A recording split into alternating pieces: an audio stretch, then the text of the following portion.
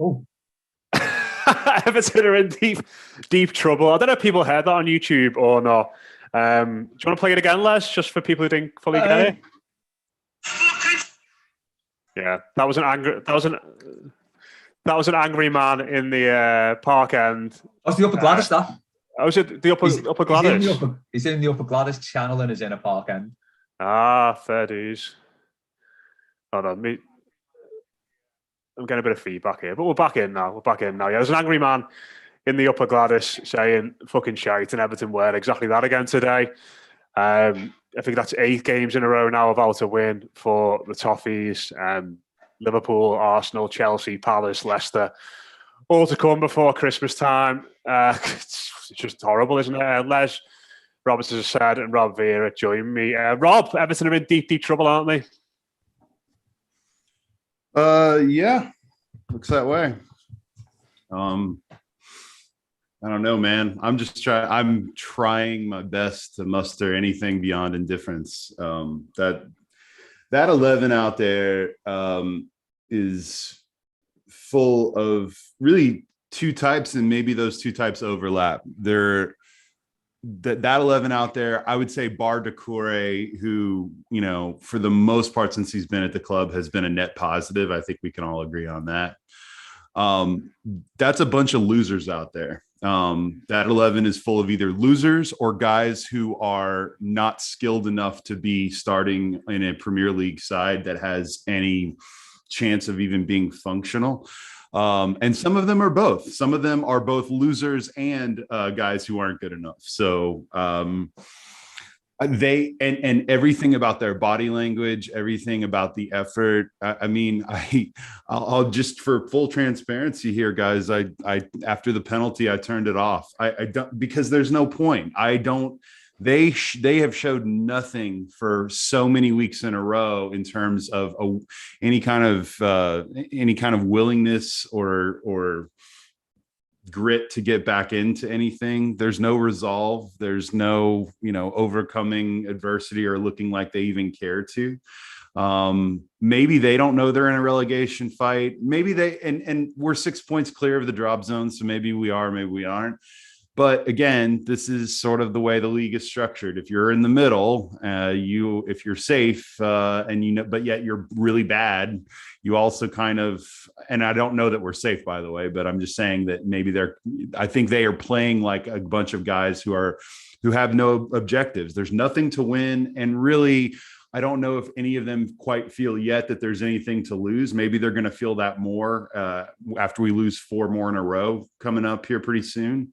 But I just tend to think that it's like you said on Twitter, Matt, like, I don't know what to do. We've been having the same conversation for 5 years. So I don't really know.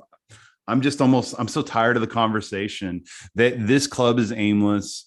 Too many of these players are aimless, and you're getting, and it looks like it now. I think the difference now is that it probably looks worse now than it's ever looked.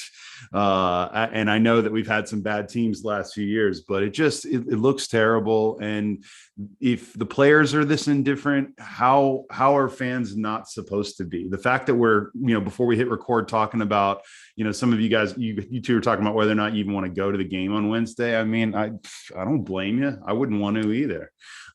So I don't know. I don't really have any answers anymore. I'm struggling to feel anything about this group anymore. Les, how about you, mate? How are you feeling after that? It's just sort of scrolling through social media there, and I don't think that was Everton's worst performance of the last few weeks by any means, but it was just the inability to be ruthless and to hit sort of weak spots in a team that had so many injuries, were in such poor form, and aren't really that good anyway. There might be Brentford fans watching this, and fair play to them. That's a sort of game you walk away from and think, we've dug one out there with so many players out injured, out of form. The atmosphere was great, fair play to them. But from Everton's point of view, it was just tepid and stagnant, wasn't it, throughout? Yeah, I think the best thing you can say is it wasn't as bad as it has been. But I mean, that's hardly lashing praise at them, is it? Because it was dreadful. As you say, Brentford had injuries. we weren't good today at all. We do the basics right today there, we win. But at times in the second half where Damari Gray, he's probably hit the 6-yard box, the middle of the 6-yard box 3 times there. And there's players, Rondon's hiding behind the defender. He's not getting on the front foot to get the ball. It's basic stuff like that. Benitez has escaped a bit of criticism, but it's starting to build up. And I think his biggest issue has been he had one plan when he came. It was basically get Gray, get Townsend, get the ball into Calvert-Lewin. Now Calvert-Lewin's not been in the team. We've had absolutely no way of scoring, really. I mean, Iwobi scored our last goal against Wolves, which I don't know, it may have been 2 or 3 matches ago, I'm not sure, but it feels like forever ago. And even that was a consolation and like a really performance again. It's just, I think I said on Mailbag, I think it was. I don't think, yeah, I did, because we went on a write down at the start of it. I don't think I've felt this bad before, this despondent, because it's the entire club. Nothing's going right. Nothing seems to be getting done right. There seems to be no sort of plan to get us, to get anything functioning properly at the club. Just to pick up on like sort of what Rob said about us not being asked going on Wednesday, that's genuinely how I feel at the minute, because I hate that away end at the best of times. Given the predicament we're in, the way they're playing, I really can't even think about facing it. It sort of takes me back to 94 when we were on our arse completely and we were playing them and it was Joe Raw's first game. Now, the difference there was we had players that could dig out a performance, that could get stuck in. Technically, he weren't the greatest, but they'd get stuck in. And I think Joe Raw famously said, if a Chris Packard blew across the park, it would have got tackled in that game. This lot wouldn't do that. It's just not there. There's nothing in this team that suggests that he can dig out anything. I mean, I was speaking to my mates about it, and they were saying, talking about like if Ferguson was in charge for this, we'd probably end up with 7 men on the pitch or something. There's absolutely no way any of those players are capable of putting in a late challenge, let alone a dirty challenge, or rolling the sleeves up and getting stuck in and knocking shite out the opposition. Just stupid tackles like Andros Townsend did today in the box. Oh my God, I lost that. That was the most angry point in the game, giving away a foul when they're in the, it's not even like they're getting stuck in and they're losing their heads out of frustration a little bit. It's just like, can't be arsed with this. I'm just going to dangle a leg here or I'm going to throw a leg up there. It's not like the players are getting really annoyed. It's not like, he was stupid last week for making that tackle. He cost us a little bit today with Charleston, but at least he's sort of arse and is like having a go. Yeah. He needs to obviously curb his petulance a little bit. But some of the players today, the yellow cards are just flimsy.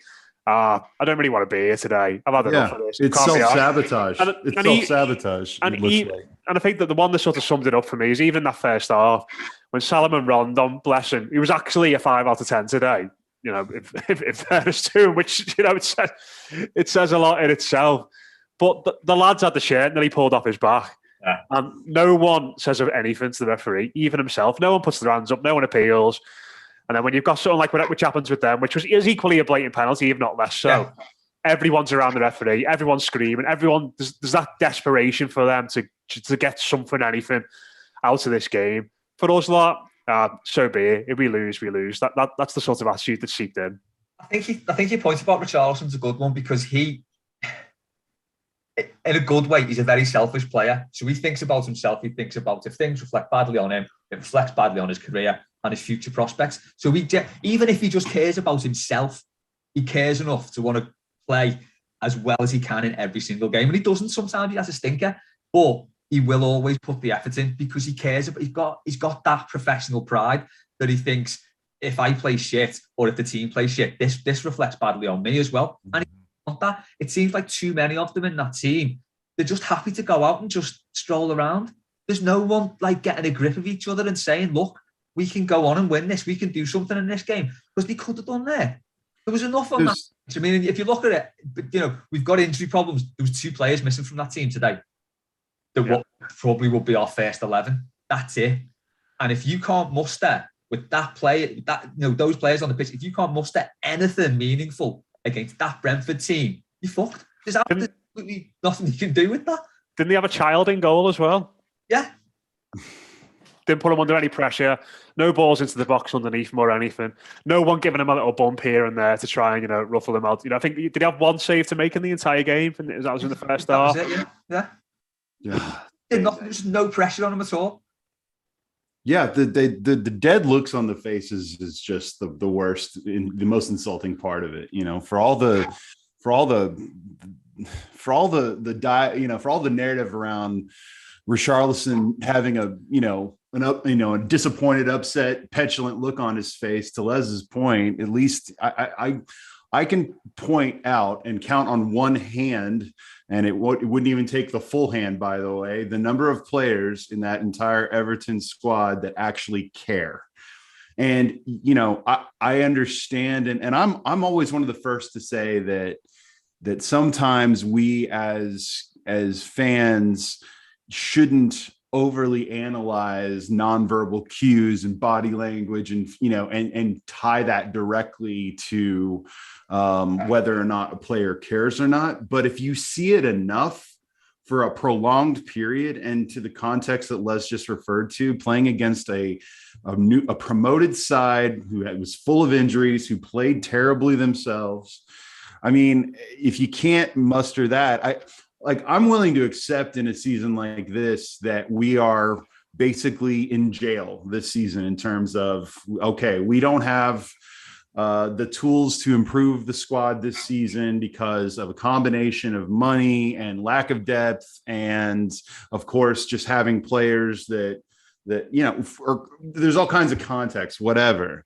I can accept that we might play badly. We might perform badly and or not get results because of just the fact that we're coming to a gunfight with knives. But what people really can't accept is that group of knife wielding guys don't have knives. Instead, they have popsicle sticks, and they don't seem to even care enough to want to save themselves. And I think that's the thing too, is that sometimes when an animal is wounded, an animal will fight to the death to try to save itself. And I think that's been the most dispiriting thing about this group, is that they have been wounded for I don't know how long, and they just don't see that they have not displayed any level of proficiency at least giving some sort of maximum effort.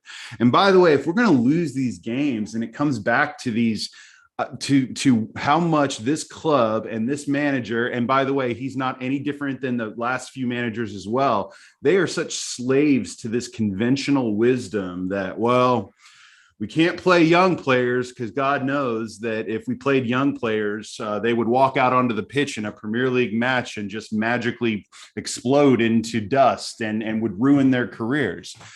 I don't understand. If we're going to lose games, why don't we lose at least with some interesting things to watch, like players being developed or seeing players who at least present better pace on the pitch. We don't have pace. We don't have skill. We don't have toughness. And if you don't have any of those things and you combine it with a toxic unwillingness to even engage in competition like this group seemed to be allergic to at this point, then you get the absolute worst form of losing. Because make no mistake, guys, there are different ways to lose, and I would rather lose in a way that at least I can look at and say, but this is an investment in something that will come later. This is getting certain guys experiences, whatever. And I get that we don't have a lot to work with, but it was criminal not to make any substitutions with 3 strikers on the bench today.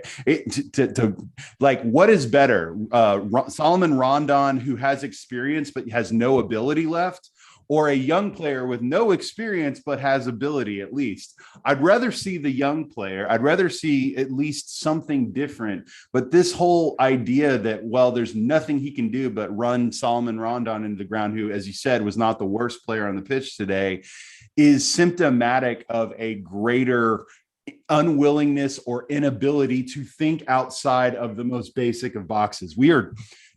Brentford, Man City, whether they're good teams or bad teams, they're all playing young players at certain points and trying to get by. But we are unwilling to even do that. And it just results in the most uninspired crap to watch. And it just creates an indifference that becomes toxic. Go ahead and sack Benitez if you want, but if you think that anything's really changing, until you get a manager and a leadership structure in here that is willing to say what we have been doing for the last, I don't know, how insert however many years you want to into this discussion, until we are willing to try different things, until we are willing to accept that insanity is doing the same thing over and over and getting the same result, until we're willing to accept that these things aren't working and that something new must be tried, then there's just no point to any of this. And it's heartbreaking to have discussions like this. It's sad. I'm tired of it. Everyone else is. I'm angry. You're angry. It's ruined your Sunday.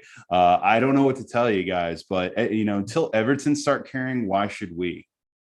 No, I think that's fair enough. And looking at the comments here, and people keep getting your comments in. We'll rattle through some of them before we finish tonight. But there is a lot of anger towards the manager, Les, and I think one thing where I have been really disappointed in him is that, everyone who we spoke to from various clubs, Newcastle, Liverpool, said that you can get 11 lads on the pitch and get them organised at least. And as much as Brentford didn't threaten in the second half today, they could have easily scored a couple in that first half from open play as well as the penalty. Defensively, it looks like a side that's all over the place, doesn't it? And there are players there that you'd think that a defensive manager would improve, like Michael Keane, like Ben Godfrey, like Alan. And they just look completely shell-shocked. And in the first half, all Brentford had to do was apply a little bit of pressure, knock the ball over the top a couple of times to Mbeumo and Tony. And just those simple, basic actions from their point of view were enough to just completely unpick and pull apart our defence. And for a manager that's meant to be all about defender and all about organisation and all about aggression, I'm not really seeing much of that at all at the moment. No, not at all. The whole defence just looks terrified of making a mistake. And it has done for weeks now. And that's what terrifies me most about going into the derby. Michael Keane makes a mistake in the first minute. We could concede 10 quite feasibly because he'll just fall apart. The thing for me is, things like that come down to you can set your team up. Like there's your back four. It's a standard back four. That's an relatively experienced back four. Got Ben Godfrey aside. It's a relatively experienced back four. They should know what they're doing. It comes down to attitude and desire as well. They've got no desire to make sure that they win that ball. When they do get that ball, they just want to get rid of it. They just want to get off the feet. There was one point in the second half, it seems dead trivial, but the ball got lofted over and Michael Keane just did a really lazy header right into the middle of the pitch, straight to one of their players. It's like, no, take it down, take a touch, or if you're going to head it, put it out wide that way, the way you face it. It's really basic stuff, but it just shows that it's like the first instinct is to, I don't want this ball. And that's when you're in trouble. When you've got defenders playing and they're that terrified of having the ball, you're screwed. You can't build anything from the back. Once they start getting attacked, it could just fall apart that easy. Like we saw against Watford. And it is dead worrying because, as you say, I think the biggest thing we were worried about was that we come in and we just like defensive as hell. We'd be grinding out 0-0 after 0-0 after 0-0 and we couldn't score. I'd give anything for that now. Yeah. It's like they're trying to play like that, but they're just terrible at it. They got how many clean sheets have we kept this season? They're not good at any, but what are they good at? Yeah, that's true. That's the thing I keep coming back to is that everyone says, well, I wish the manager would set up this way. I wish you would do that. But that assumes that there is a best version of this thing out there that no one is just able to find. And I think that's why, again, I acknowledge that I'm not saying this is the total solution, but if you've got a group of experienced players who have shown you time and time again that they are failures and that they are busts, then at least let's fail with something that I don't, the unknown. I'd rather fail with the unknown right now. And that's what makes me crazy. Michael Keane is, I've gone every direction because there was a time. I mean, clearly this Omicron fucking strain needs to come back and get rid of the fans because that's the only way he's going to play half decent apparently. But Michael Keane, to me, his the way he plays is so indicative of the ethos. You know how certain players you look at and you say, well, the way this player is and the way this player plays, that's the attitude of this team. Michael Keane, I can't believe I'm saying this, but Michael Keane is the most emblematic of this entire team. Plays scared, plays overly conservative, doesn't want to take chances, is waiting for the next shoe to fall. And that's how the whole side plays. It's not all Michael Keane's fault. I'm just simply saying that he is indicative of that problem that we can't seem to get rid of. And again, I don't think this is about any one player. This is not about like Calvert-Lewin comes back and everything's magically better. I think that this is just a squad full of bad ideas that were discarded by several managers. And now you're getting them all together and asking Rafa Benitez to put them, to come up with a best version of them. And I just don't know that there is a best version of this group. And I don't know why that is, but I don't know how many times we have to see the same thing, because so many of the discussions we have in these post matches or during the week are about, well, if we could finally see this player turn a corner, if we could finally see this group do this. The thing is that we keep saying that as if it's just right there and they just need to inch forward and they're this close, but they're not close. None of this is close at all. And that's why we're staring straight at a relegation fight. I'm still a little skeptical that we'll actually get relegated, but my God, you look at that fixture list coming up, and Matt, you pointed this out several times, like, where are the points? Brentford was the best opportunity for, and believe me, conservatively, I was just thinking, well, get a point today, and it's something. But I don't see even a single point in these next handful of games. Now, I know it doesn't always work out that way, but we are staring straight at something awful happening to us, and as I say that, there will at some point come a point in the conversation where we begin to have the real gallows discussion, gallows humor of, would relegation be the worst thing? and everyone says it would, because, well, if Everton get relegated, they won't come back. Well, you know what? At a certain point, guys, you have to earn your place in this league. You have to earn the right to be here. And you have to ask yourself at a certain point, do Everton deserve to be in the Premier League if what we have seen pretty much nonstop in some form or fashion for the last half decade or so, if this is the best that we can do, I don't know that we have a good argument to make to deserve to be there. And if you disagree with me, or if Everton or if these players disagree with a notion as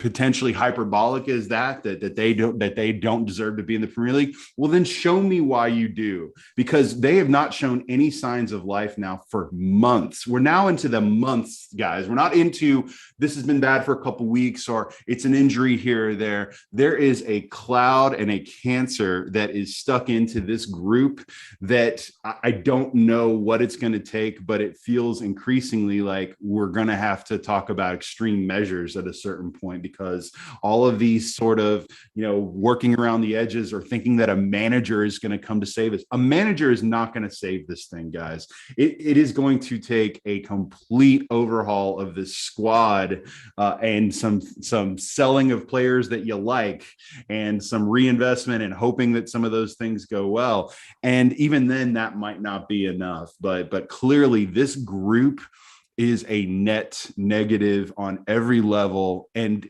they're not even a fun group to watch lose. I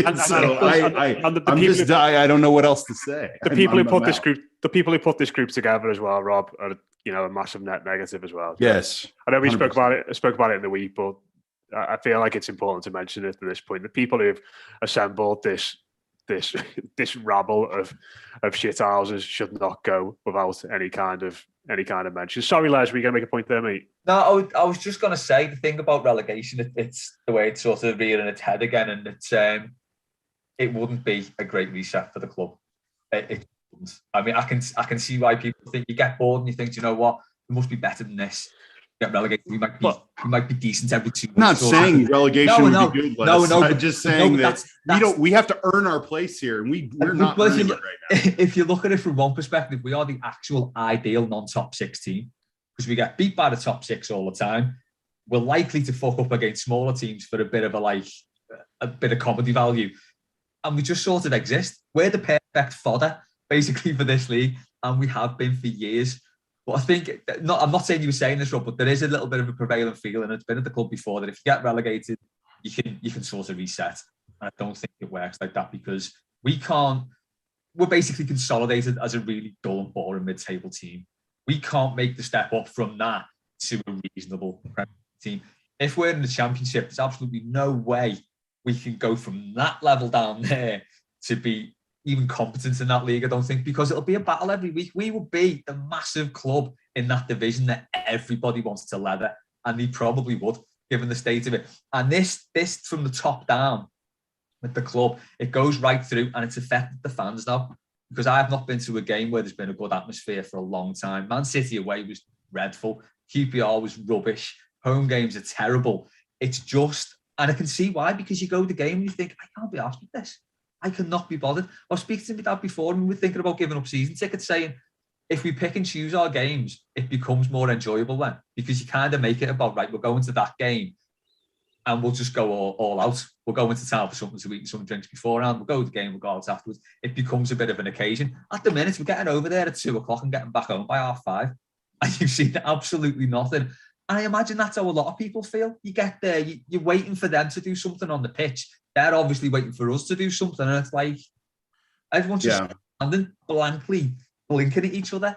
And it's horrible. There's no, when we've been this bad in the past, there has been a bit of a siege mentality, backs to the wall, us views. Right. The disconnect between the fans and the players now, and the manager and the board, it's so massive that everyone's sort of looking at each other and shrugging, going, well, it's up to you to do something. Well, unless can I just say, and this, I know I've probably been saying some version of this for years and years and years, but I think sometimes if you think about just, being a human being, there's nothing worse than feeling unheard. There's nothing worse than feeling like your opinions, your views are not heard at all. And that's why social media, for instance, becomes this increasingly toxic place, because even though a lot of people think they're being heard, they're really, for the most part, screaming into nothingness. The structure of I don't know what you guys would call it. I don't know if it's a culturally accepted expectation that the decision makers really just don't ever face any actual scrutiny, because I'm sorry, guys, like criticizing Marcel Brands on Twitter isn't scrutiny. Marcel Brands having to sit in a press conference once a week or be interviewed regularly and have to answer tough questions like you see decision makers at his level have to do in almost every other professional team sport on planet fucking Earth. That is accountability. That is transparency. Well, Rob, he's not even going to be in front of real people at the AGM coming up in a few weeks.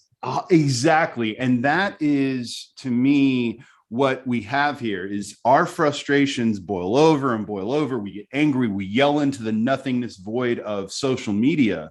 And yet what do you get every week? You get the manager who has to do one presser a week where everyone seems to get to ask one question, no follow-up questions. You ask about injuries. He may or may not tell the truth. And then when he says, well, this player is out, and then you ask, well, when is he going to be back? Oh, I don't know. And then just kind of moves on and no one follows up with anything else.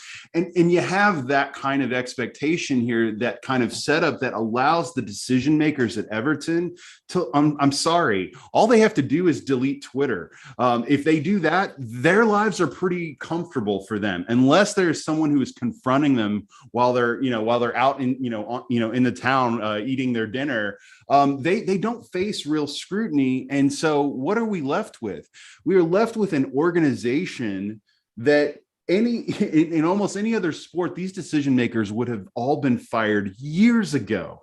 And yet what we do is we just make it about the manager, and we just say, oh, let's get a new manager in here. And then when the manager doesn't work, we get, we make it about him. And well, these players are awful. And, why are these players injured all the time? Well, part of the problem too is that we don't really know what the injury status of any of these guys is at any given time, because we have come to accept that, well, we as fans, we're just poor peon fans. We don't deserve to know what the actual extent of an injury is. We just hope that we get some breadcrumbs from the 3 reporters that Everton decide to give information to. It is insane that we have accepted this construct, and it exacerbates the rage feelings that we have, because we are in a point where all we know is what we can see. And what we see is a team that consistently underperforms and in some ways has quit. And yet those players don't have to face the scrutiny of interviews on any consistent basis. The manager has to do it once a week, and it is about a 15-minute thing that he gets to brush off. And all of the decision makers, Kenwright, Brands, Mashiri, they skate by without any accountability. And there's too many of people who accept that this is normal. It's not normal, and we should demand more. And the AGM, to Matt's point, and that'll be my final point, that is just the cherry on the cake of the decision makers saying, these are the crumbs that you're going to get, and you're going to live with it, because what are you going to do? We're building you a stadium. That should be enough. And then they are very dismissive at that point for all the good things that Everton do in the community and everything else.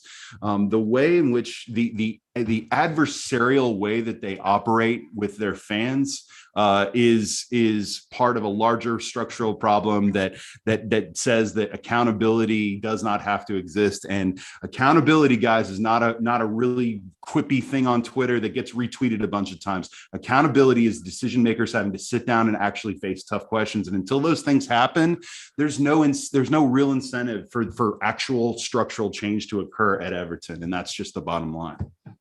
I totally agree, Rob. And I think to that point as well, I think the fact that they've done that with the AGM and not going to face any fans in person, it shows the contempt that they hold the fans in.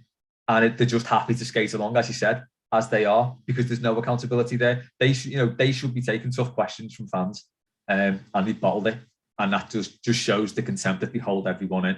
This is where fans need to mobilise the game and start making the voices heard in that regard. But then you get the counter arguments, well, it's affecting the players. Well, it can't really affect the players any worse than they already are. Well, this is where they played a blinder, isn't it, lads? Because on Wednesday, when everything got levered, who's going to get the grief? Yeah, exactly. It's going to be Benitez. Yeah, I can sit here now and say it's not going to work with him. And if he got the boot tomorrow, I wouldn't be arsed, really. I don't necessarily think there's somebody out there who's going to make Everton any better or any worse. But there's no connection there. There's no affinity. There's no real. I don't really feel anything towards the fella. But in a season where the board thought, bloody hell, we're not going to spend much money here. This could be a bit of a ropey road. The cynic in me all of a sudden sort of thinks, well, actually, maybe they've got this fella in to be a bit of a human shield to any grief that they might get. And on Wednesday, if Everton go 2-0 down inside 20 minutes and Goodison starts getting angry and people start losing the plot, there's only one fella in that stadium with the Reds singing his name and taking the piss that's going to get the grief for it, and it's going to be Benitez. And listen, he's not done great as an Everton manager so far. I've already said in this podcast, for a manager who's supposed to be defensively sound and get a team being robust and cohesive, he's fallen well short in that aspect, regardless of the players we've got out. But he doesn't deserve to be the one who's going to get all hell unleashed on him on Wednesday night. But that's what's going to happen. And, all the build-up in the game is going to be about Benitez. Everything after the game is going to be about Benitez. And I'll be very surprised if any major outlets or anything else zeroed in on what actually else is going on at Everton. What's the owner doing? He's making these decisions and constantly interfering in football and matters. Why is the director of football an empty suit? How on earth are some of these players managed to find their way to this football club on such big money? It just feels like we're trapped, and we're trapped in a vicious cycle of our own making. Yeah, it does. Benitez definitely does feel like a fall guy in this now. It's like they've thought he is a manager who in the past everyone knows he falls out with everybody he works with. So automatically the board's got to get out there. But he does this all the time. He's just an awkward character. My hope was that he could come in and be so obstinate in whatever he does is that he does get rid of some people on the board, and he does make that change happen. But I think, as you say, the fact that he's not doing it on the pitch, he's got to do it on the pitch first to get the luxury of being able to sort of get his own way as far as the boardroom is concerned. All he's come in and done is basically sack a few medical staff, and that's as far as they will let him get away with. They're keeping him on a short leash there. He come in knowing that he couldn't spend any money. He was happy to do that. He's got such belief in his own abilities that he thought he could do something with this squad. Fair enough. He's got that self-belief. He can't do anything with this squad. He's shown that now. We were asking at the start of the season, do you think this is sustainable? And it did look sustainable at that point, because we were playing the sort of football that we quite liked, because it was like we were breaking on the counter-attack, and that's always good to see. It gets you off your seats. We were winning games. As soon as that sort of fell apart and that plan didn't work, there was nothing behind it. He's had no way of grinding out results or goals since September, I think it is. So he's shown he is not up for the job. So he's not going to get the change he wants if he wants it in the boardroom. And it's going to go on and on. He will get the sack at some point, probably soon, I think. It could be on Thursday, couldn't it? If it gets heavy, yeah. It could be, yeah. He is going to take the hit for it. But it goes, as you said, as both of you said, it goes way, way deeper. And this is where we can't really stand for it. But it's how do you get a group of fans up for protesting against the board when they've just had the living shit beat out of them season after season? And we're just apathetic now. That's exactly how I feel. I just shrug now. It's like, I'll be going spare on Wednesday if we get leaded. Wednesday. I'll be absolutely apoplectic about it. But then it's sort of like it goes then, and you're like, yeah, we got battered in the derby again, sound. And then I just don't think there's enough about us to mobilise a whole fan base against the board, because the club is in that much of a malaise and everyone is that apathetic. It's just, there's nothing there anyway. Yeah, phone can go out the window in a derby. I can't even say it. Can't even make that joke. Sorry, can't even get through it. Let's just quickly rattle through some comments from YouTube. We've gone through I've gone on a while here, so apologies for wittering on. But surprised there are this many people watching it. Rob, we've had a comment here from James Schofield. So this American knows his stuff. Yeah, well, trust me, I really don't. But thank you. Yeah, it's a rarity for Rob, to be fair. Only joking. But Andrew Mellington, hope you're doing well, mate. Said, I've had the human shield fought myself. Conspiracy theory. We knew FFP was going to be a backbreaker this summer, so Rafa was a perfect win-win. Andrew Maxwell saying, in 61 years supporting this team, I've rarely seen a more pathetic performance. Where do we go from here? We are awful, really awful. Jabinho, Brands is a weird one. He's made good and bad signings, but you wonder how much independence he has from Bashiri and or the manager. And we'll do one more. David Collins, Derby will be worse than Watford. Could be a repeat of Arsenal smashing 7 past us. I mean, it's going to be grim on Wednesday, isn't it, Rob?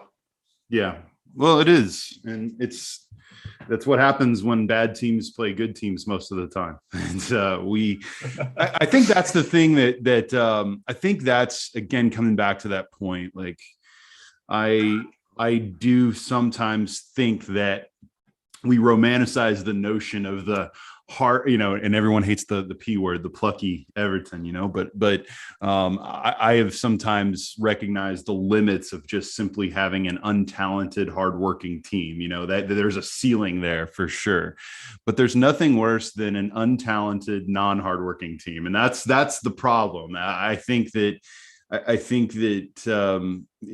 about the fact that there's an irony, for instance, and I don't know if this is uniquely American, and I don't think it is, because I do think that people really do love, someone who goes down swinging. I mean, the fact that arguably the greatest sports movie ever features a boxing hero who loses in the big match at the end of the movie. Oh, spoilers, Rob! Come on. Oh, I know. I'm sorry if I spoiled 1977's or 76's Rocky for you. I apologize, but I think that the lack of fight, the lack of, and that's what fans. I think that's the other thing too, is for those of you out there who are watching this and listen to us and watch these games every week, and you hurt because of this. I think that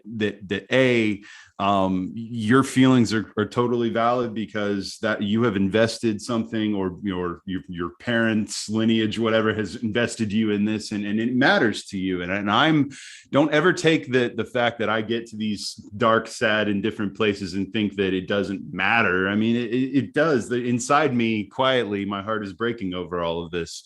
But I think that when you feel that way, all you want to feel is that the players are just as upset as, or at least somewhat, not just as, but at least somewhat as upset as you are, and and are looking at themselves in the mirror and thinking, I want to turn this around. I want to make something, positive happen. And the fact that we're now at a point where, we used to watch Everton sides who would get beat going down swinging. We thought, well, it's just because we don't have money, they're not good enough.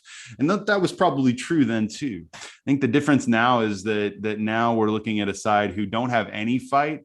And so if they don't have any fight, it continuously asking us, who are one of the best traveling supports in all of Europe, who are one of the most loyal fan bases in all of world football, to continue, for the club to continue to go to the well of our goodwill and take for granted that we're just going to show up no matter what, because we all sort of live in these truisms of, well, you back the team no matter what, you got to be there no matter what.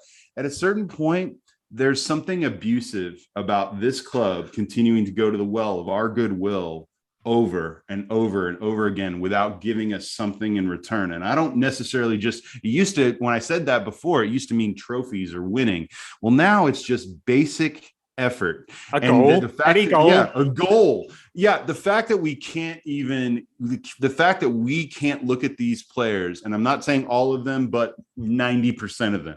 The fact that we can look at these players, and whether it's true or not, perception is reality, and feel like they don't share at least some of this pain, that then makes us as fans ask, what is our investment for if this investment is not shared? If this investment is not shared, then what are we doing here? And the fact that the players not only don't seem to be able to answer that question right now, or unwilling to answer that question, is problematic enough. And as I pointed out before, the fact that they don't have to ever face the scrutiny of being asked those questions is something that is a problem in and of itself. But until the dynamic changes, and when I talked about relegation before, Les, I'm not suggesting that relegation would be a good thing. I think my broader point is that at some point we have to change that dynamic where we no longer feel like we belong just because we're Everton. We need to prove that we belong. We need to fight for our lives. And until that there is some fight and that basic dynamic changes, and I do think it's going to require an overhaul. It's going to require new leadership coming in, making probably some unpopular choices. And I've said this before, guys, we all have our individual favorite players that we like for whatever reason, but none of that matters anymore. This is not working.